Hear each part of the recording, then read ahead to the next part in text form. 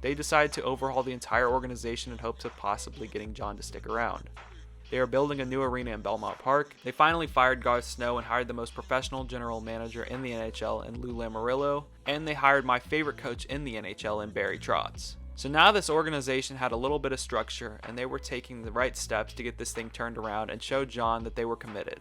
But none of that was going to change what John had in mind for his life. Now Islander fans will get upset at John, but they finally have an amazing coach who should do great there, and they have the ultimate GM to build a team. Maybe they'll lose for Hughes and get Matthew Barzal some talent, but either way they're in good hands, and hands that they've never had before. Islander fans just know that things take time. You couldn't rush this situation you are in now to convince John. Lou had to step down in Toronto and Barry had to not get re-signed in Washington. But you now have the 1-2 punch that you've needed since your glory days. But back to John Tavares. Johnny Hockey had a childhood dream to be fulfilled. The Toronto Maple Leafs are an original 6 team in the NHL, and in my opinion, they're the team that I think of when I think of the NHL and hockey. And they have everything John Tavares wanted in New York. He has the best coach in the NHL in Mike Babcock. Subscribe for that video coming soon. He has a stable arena condition downtown called the Scotiabank Arena, formerly known as the Air Canada Centre, aka the ACC. He has talent around him as well. He is the best young player in the NHL that isn't named McDavid and Austin Matthews. Subscribe for that video dropping soon as well. Trust me, Leafs fans, you do not want to miss out on these videos. He has a great goalie in Frederik Andersen that he has never had in New York. He has a veteran leader who will play next to him in Patrick Marleau, and let's not forget the young guns on the team. Zach Hyman, William Nylander, Mitch Marner, Andreas Janssen, Nazem Kadri are all very talented players who will produce. And their defense isn't as bad as people make it out to be. Morgan Riley and Jake Gardiner and Ron Hainsey are all solid and good defensemen, and they have some young talent to put in there as well. Now let's talk about the builder of this project. Lou Lamoriello used to control the duties in Toronto, but his deal ran up and they decided to promote the young gunning Kyle Dubas.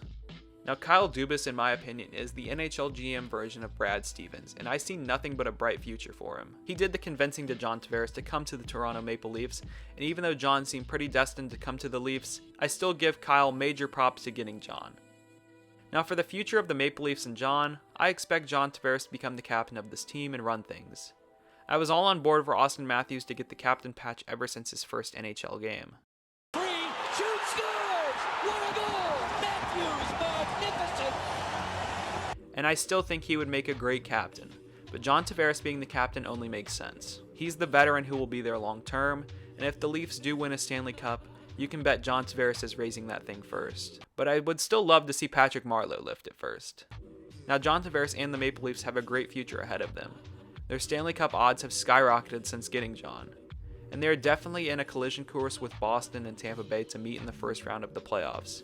And knowing one of these teams won't be in the second round is crazy, and only one of them will be in the Eastern Conference Finals is even crazier. But I feel like they can do it. They have everything you would want in a team, and they will be amazing next year. If they win a Stanley Cup anytime soon, that would blow up the hockey world. Getting the Stanley Cup back in the Canadian city for the first time since the 1993 Montreal Canadiens won, and more specifically getting it back in Toronto for the first time since 1967, would be something else. And if they do that, expect John Tavares to get a statue out front of Scotiabank Arena. He would definitely deserve one after doing that.